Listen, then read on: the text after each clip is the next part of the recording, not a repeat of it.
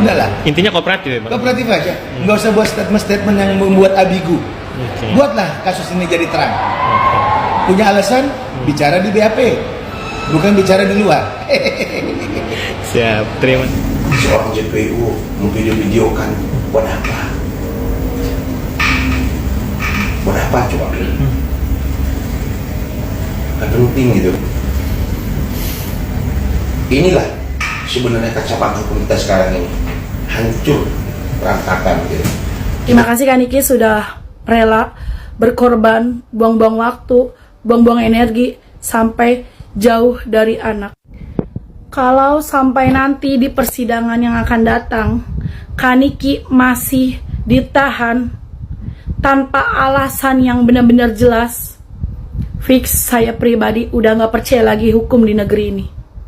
Oke, halo teman semuanya, assalamualaikum warahmatullahi wabarakatuh. Kembali lagi bersama saya Cak Mam Vlog. Nah, oke teman semuanya, bagaimana kabarnya? Semoga selalu berikan kesehatan, lancar, rezeki, mudah segala urusannya. Oke, amin amin ya robbal alamin. Oke teman-teman semuanya ya, di kesempatan kali ini saya memberikan video reaction kembali. Ya. Nah, ini terkait masih dengan kasus persidangan Nikita Mirzani dan juga Reza Gladys ya teman semuanya ya.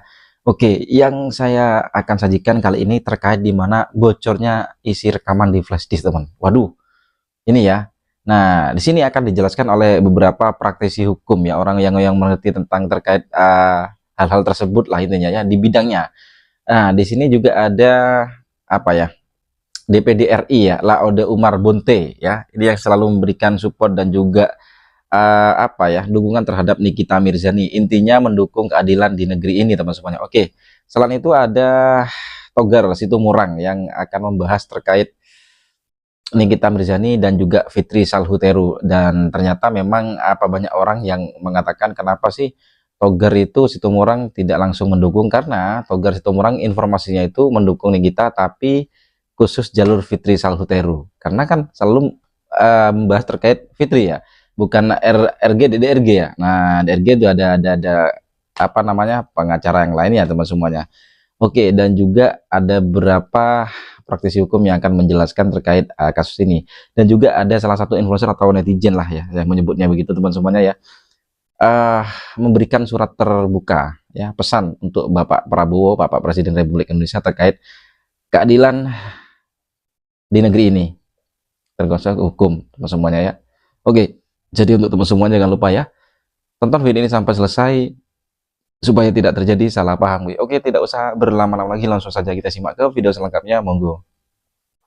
Siapa yang ada di dalam rekaman itu harus ditangkap, dicari, dicek mereka, diperiksa.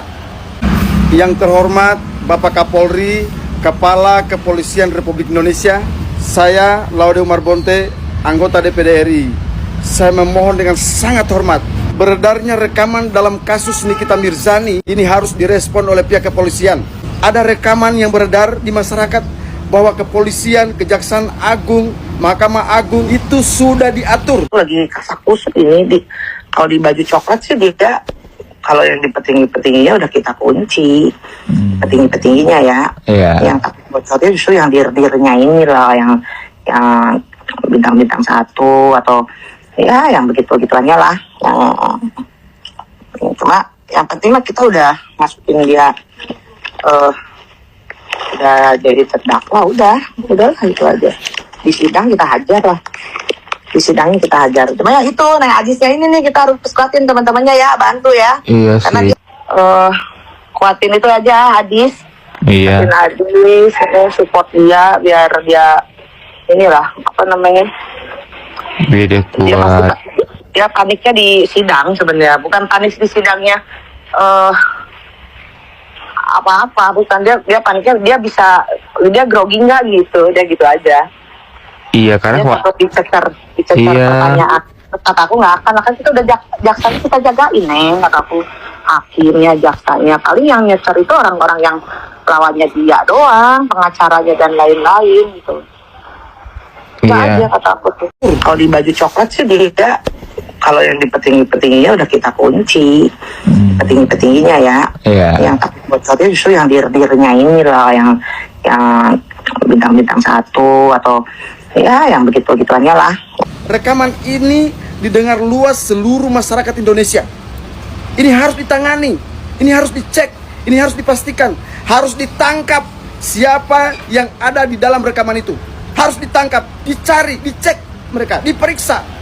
Jangan sampai mereka hanya merusak nama baik kepolisian. Jangan sampai mereka hanya merusak nama baik kejaksaan. Jangan sampai mereka hanya merusak nama baik peradilan kita di negara ini. Saya mohon Pak, dicek baik-baik. Jangan sampai ini dibiarkan.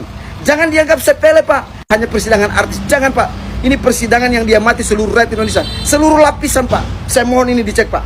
Dicek, ditangkap siapa yang ada di dalam rekaman itu.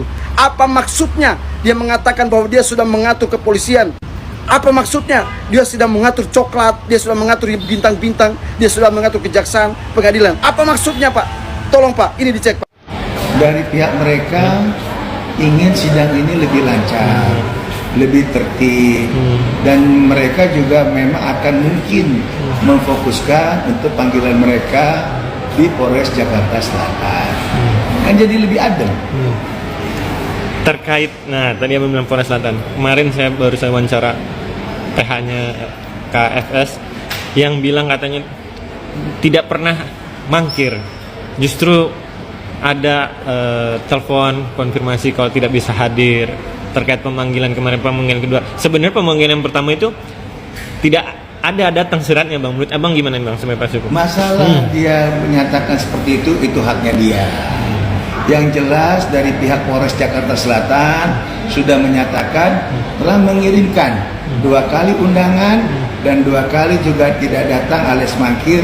Artinya tidak ada keterangan resmi terkait ketidakhadirannya. Tapi Bang, dengan bilang katanya selalu konfirmasi kalau FS keluar kota dengan ininya, tapi justru perbedaan kata mangkir dengan sudah dikonfirmasi itulah yang membuat statement netizen. Jadi kalau dia sudah tahu ada panggilan, harusnya lebih utamakan negara.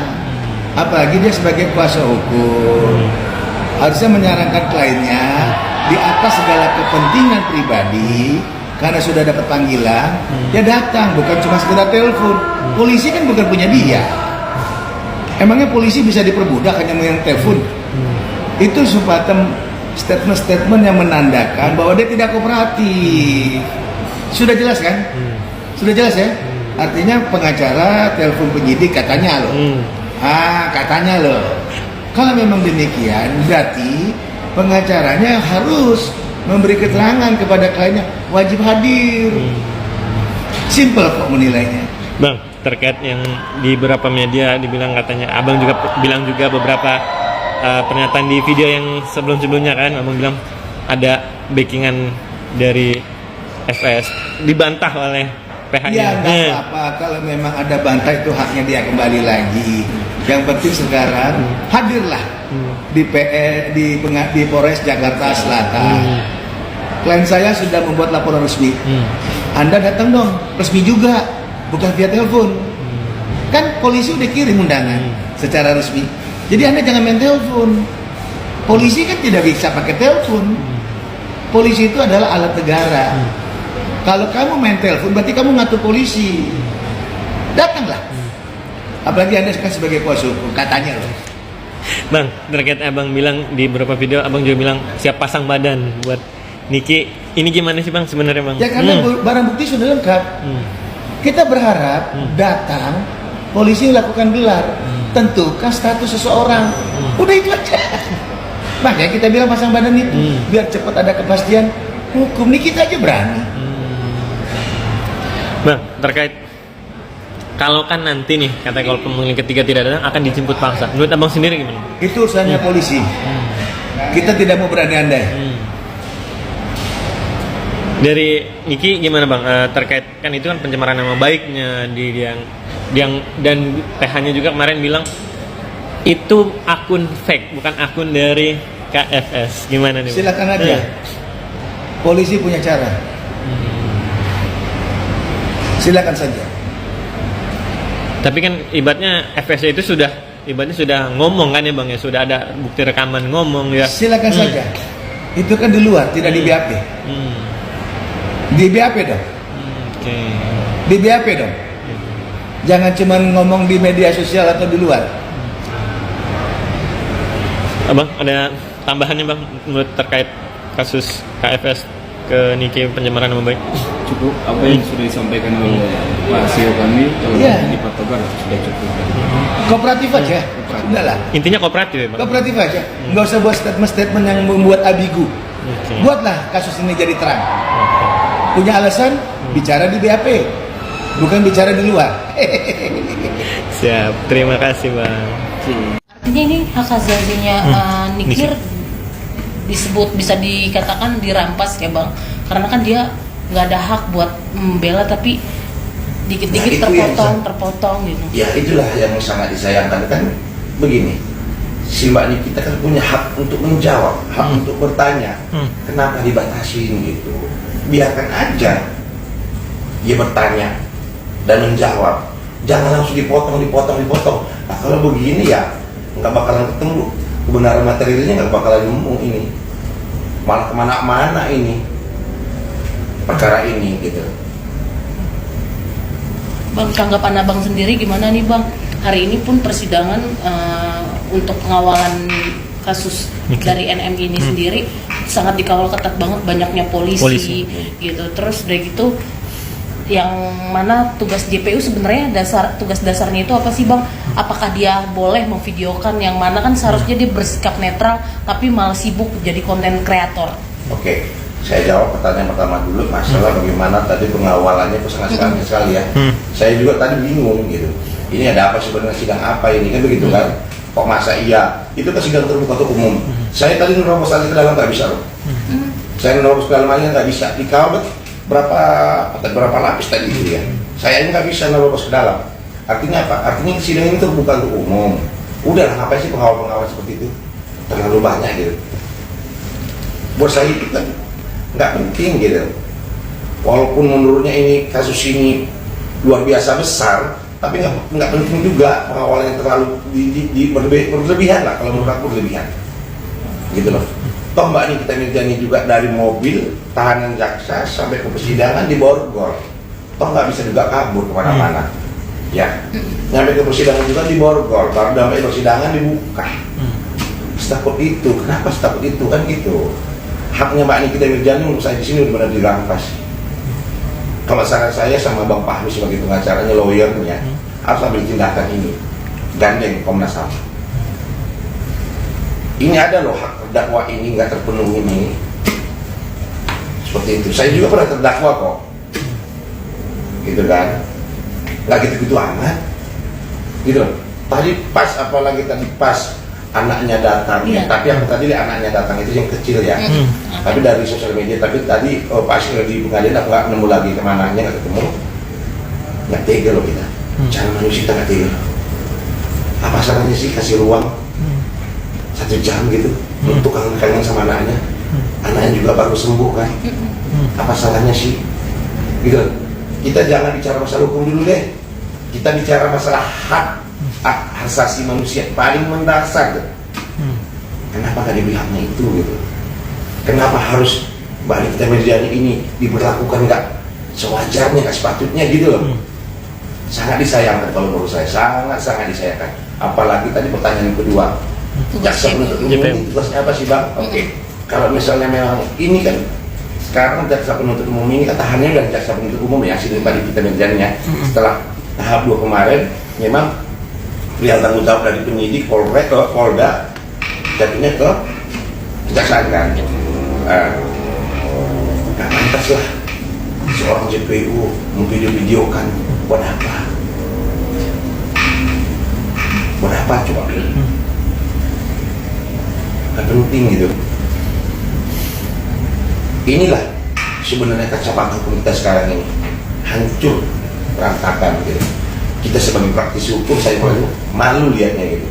Apalagi tadi pas mau pulang keluar sampai Mbak Nikita Mirzani sujud-sujud segala macam.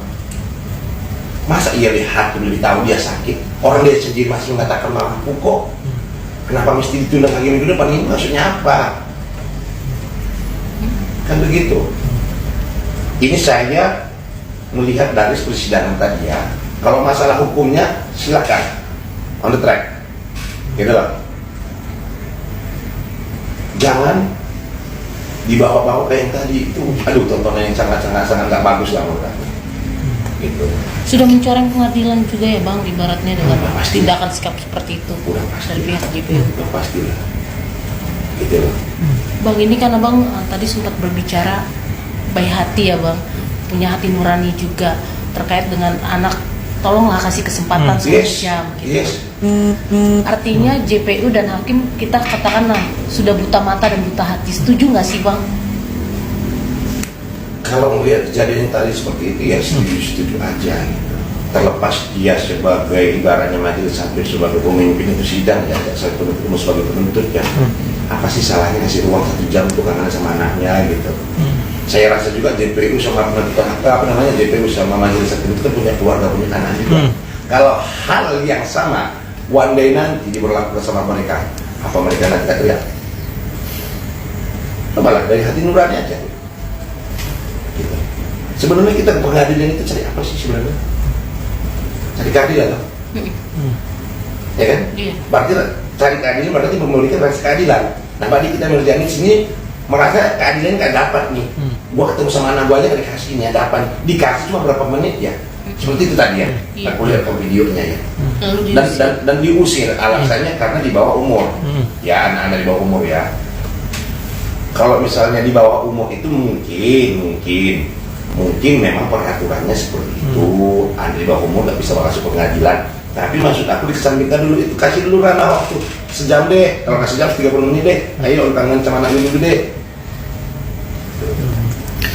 Bang, terkait di awal persidangan kan Niki masih mau minta rekamannya diputar, tapi tetap ditolak, hakim menolak. Nah. Abang sebagai proses hukum melihatnya seperti apa sih Bang? Itu emang nanti itu harus dibuktikan di pembuktian atau gimana? Sedangkan itu udah pembuktian. Ini sebenarnya itu udah masuk ranah pembuktian. Betul. Udah masuk ranah pembuktian nih. Nah makanya aku bilang, kalau misalnya Mbak Nikita Mirzani memang merasa punya rekaman sebagai bukti baru, itu nanti dikeluarkan pada saat Mbak Nikita Mirzani dia beri kesempatan untuk meringankan dia saksi adecan, ya, ataupun nanti keterangan terdakwa pasti adanya. Kayak aku kemarin tuh keterangan terdakwa, jelaskan di sini majelis, ini loh saya punya rekaman, saya mau diputar. Itu majelis hakim bisa menolak. Karena apa? Karena memang udah waktunya Mbak Nikita Mirzani menyatakan ini ada bukti loh. Kalau saya dikondisikan, saya mau putar nih. Ada waktunya memang. Kalau itu ya, itu. Kalau misalnya majelis hakim menolak, kalau menurut saya dari awal saya bilang kemarin juga pas ke wawancara minggu lalu, 2 versi gitu. Ya bisa-bisa aja hakim menolak itu karena memang belum momennya. Nah Mbak Nikita Mirzani kenapa juga dia marah-marah nggak diputarkan, karena Mbak Nikita Mirzani juga merasa bahwa hak-haknya nggak dipenuhi sebagai terdakwa gitu, ya gitu. Bang, terkait Niki kemarin kan marah-marah, terus tadi juga ada sempat emosi juga. Ini bisa memberatkan Niki gak sih Bang untuk keputusan hakim kan secara Abang maaf dulu kan juga berkelakuan baik kan dinilai oleh hakim. Menurut Abang sendiri gimana nih? Jadi gini, pertanyaan kamu tadi Mbak Nikita Mirzani marah-marah. Tadi kalau misalnya saya lihat dari awal dia persidangan sampai tadi, malah hari ini marah-marahnya kurang. Yang minggu lalu berkurang banget. Hari ini saya lihat marah-marahnya berkurang banget. Saya bukan buzzer. Saya hanya rakyat penonton yang mengikuti kasus dunia perskincarean. Sebelumnya maaf kalau saya baca, karena saya ingin apa yang saya sampaikan jelas, kata-katanya tersusun sehingga apa yang saya sampaikan bisa dapat dipahami. Demi Allah, demi Rasulullah, ini real isi pemikiran dan hati saya. Saya ungkapkan, saya tulis agar saya bisa mengulang kembali dengan cara tersusun. Karena baru kali ini saya speak up mengikuti kasus sidang sampai berlarut-larut tanpa kejelasan yang jelas. Semoga dengan ini setelah saya speak up di sidang nanti, Kaniki bisa bebas dan berkumpul dengan anak-anaknya. Dengan adanya Kaniki, Doktif, Dr. Oki, jujur saya pribadi sangat-sangat terbantu yang otomatis terselamatkan dalam memilih skincare yang benar. Teruntuk yang suka komen dan teriak-teriak, 20 tahun Ami, 20 tahun. Lalu berapa tahun yang pantas untuk mereka yang membohongi publik? menjual produk ilegal, tidak ber-BPOM, skincare yang overclaim. Bukankah itu jelas-jelas pembohongan publik, yang jelas-jelas membohongi masyarakat? Kenapa yang bersuara mengungkap kebenaran yang ditahan? Bahkan sampai berbulan-bulan. Kenapa? Ada apa? Sedangkan yang jelas-jelas salah masih bebas berkeliaran. Teruntuk Bapak Hakim yang saya hormati, yang seharusnya bisa menjadi penengah, bersikap seadil-adilnya, malah terlihat seperti tebang pilih. Apa benar hukum di Indonesia bisa dibeli? Apa benar hukum di Indonesia sebobrok ini? Yang kaya yang berkuasa, bukan yang benar yang menang. Setahu dan sepemahaman saya, sebelum BPOM bersuara, Kaniki sudah terlebih dahulu bersuara, bahkan menyatakan DRG yang menyatakan bahwa produknya BPOM itu jelas-jelas tidak BPOM atau berbahaya. Bapak Hakim yang terhormat, saya hanya ingin mengingatkan bahwa kasus ini lagi disorot jutaan masyarakat. Kualitas Bapak Hakim sedang dilirik, diperhatikan oleh rakyat. Kalau Bapak bersikap yang tidak seharusnya, berarti Bapak sendiri yang sedang memperlihatkan atau membenarkan bahwa hukum di Indonesia benar-benar bobrok atau bisa dibeli. Teruntuk Bapak Prabowo Subianto yang saya hormati, setiap Bapak menyalonkan, saya selalu pilih Bapak. Saya menaruh harapan besar untuk Bapak bisa membuktikan bahwa Bapak sangat-sangatlah pantas untuk memimpin negeri ini. Pak, ini bukan kasus tentang Nikita Mirzani lagi. Ini jelas-jelas tentang siapa yang salah dan siapa yang benar. Tolong Bapak lirik sebentar kasus ini, karena kasus ini cukup besar. Tolong Bapak lirik untuk memastikan bagaimana kualitas hukum di negeri ini. Terlebih saat ini Bapak yang sedang memimpin negeri ini. Kasus ini lagi disorot jutaan rakyat Bapak, yang artinya secara tidak langsung kualitas Bapak dipertanyakan dalam kasus ini. Hukum yang tebang pilih dan hakim yang secara terang-terangan seperti membela yang salah. Rakyat tidak buta, rakyat tidak tuli. Melihat sidang yang berlarut-larut sampai seperti tidak menemukan kejelasan, seperti menutup mata atau bukti-bukti yang membenarkan bahwa Kaniki tidak bersalah. Pak, Kaniki pun salah satu pendukung Bapak yang selalu menyuarakan untuk kemenangan Bapak. Sekali lagi, ini bukan tentang siapa Kaniki, melainkan siapa yang salah dan siapa yang benar. Mendengar bukti-bukti yang dijelaskan yang mengarah bahwa Kaniki tidak bersalah. Sidang ini terlalu berlarut-larut. Banyak rakyat, penonton yang sudah bisa menyimpulkan siapa yang salah dan siapa yang benar. Sekali lagi, saya bukan buzzer. Saya hanya rakyat biasa yang menonton kasus ini, yang ingin keadilan, kebenaran. Kalau sekelas Nikita Mirzani saja bisa diperlakukan demikian, bagaimana dengan kami yang hanya rakyat kecil? Yang saya tanggap beberapa kali sidang, jelas-jelas ini bukan kasus pemerasan. Karena dari awal DRG yang mohon-mohon, minta tolong, ngejar-ngejar Kaniki lewat sahabatnya yaitu Dr. Oki. Memohon, mengejar-ngejar untuk bisa berhubungan dengan Kaniki, untuk minta Kaniki untuk tutup mulut yang diduga bisa membahayakan usaha mereka. Padahal yang disuarakan adalah fakta, fakta bukti kebenaran, bukan fitnah semata. Sekali lagi, saya bukan buzzer. Saya hanya melihat, mendengar, menyaksikan sebagai penonton, sebagai rakyat yang menyimpulkan apa yang ada di pikiran saya dan isi hati saya. Terlebih saya seorang ibu yang belum paham apa kesalahannya, tapi sudah ditahan berlarut-larut. Saya berharap sidang yang akan datang nanti, hakim bisa memutuskan kejelasan, bisa membebaskan Nikita Mirzani yang udah cukup lama ditahan tanpa kesalahan yang jelas. Kasihan Kak Nikita Mirzani, dia adalah seorang ibu yang membesarkan 3 anaknya menjadi orang tua tunggal. Dan sekali lagi saya terima kasih untuk Kak Nikita Mirzani, Doktif, Dr. Oki yang udah berusaha menyuarakan kebenaran demi bisa menyelamatkan kita, para rakyat yang nggak tahu apa-apa, yang bisa dibilang awam tentang skincare yang berbahaya. Terima kasih Kak Niki sudah rela berkorban, buang-buang waktu, buang-buang energi sampai jauh dari anak. Kalau sampai nanti di persidangan yang akan datang, Kak Niki masih ditahan tanpa alasan yang benar-benar jelas, fix saya pribadi udah gak percaya lagi hukum di negeri ini. Kesimpulannya adalah hukum Indonesia sedang dilirik, dipertanyakan oleh masyarakat. Yang artinya, kalau benar-benar hukum di Indonesia bobrok alias bisa dibeli, kami hanya rakyat kecil yang tidak punya power atau kekuasaan, jadi takut untuk bersuara.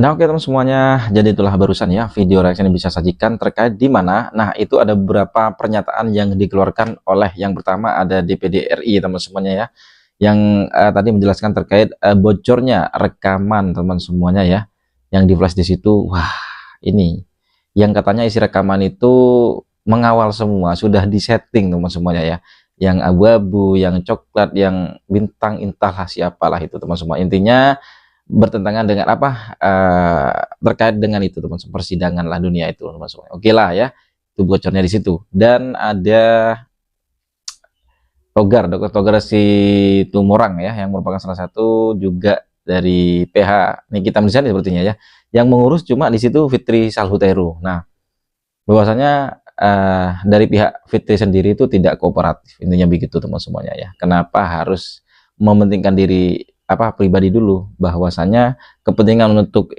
yang lebih penting kayak negara atau publik ya contohnya pemanggilan itu di persidangan itu lebih penting, kenapa harus ke luar kota begitu katanya. Oke ya, intinya kooperatif. Next ada juga beberapa praktisi hukum yang mengatakan bahwasanya ya ini tentang persidangan tersebut ya, intinya si JPU jangan menjadi konten kreator, intinya gitu, harus netral lah begitu teman semuanya ya. Karena memang kemarin kalau kita lihat yuk si JPU-nya asik ngerekam teman semuanya, wah itu tak perlu sepertinya ya, harus netral lah ya. Oke. Dan yang terakhir ini ada kakak ini teman semuanya membuat salah satu surat terbuka untuk Bapak Prabowo dan hukum di negeri ini. Wah ini di tag langsung loh, di posting ulang oleh Nikita Mirzani langsung di akun TikToknya ini. Ya oke. Hukumnya seperti di negeri ini dijelaskan oleh kakak ini. Jadi untuk teman semuanya gimana tanggapannya? Jadi untuk para fan Nikita Mirzani atau fan dari Dr. Reda Ghazis ya dan juga yang lainnya, sebenarnya wajib nonton video ini karena memang isinya tuh daging semua teman semuanya, penting ya. Oke, tanggapannya gimana? Yuk komen di bawah sini ya. Sampai bertemu di video reaksi selanjutnya. Saya akhiri, wassalamualaikum warahmatullahi wabarakatuh.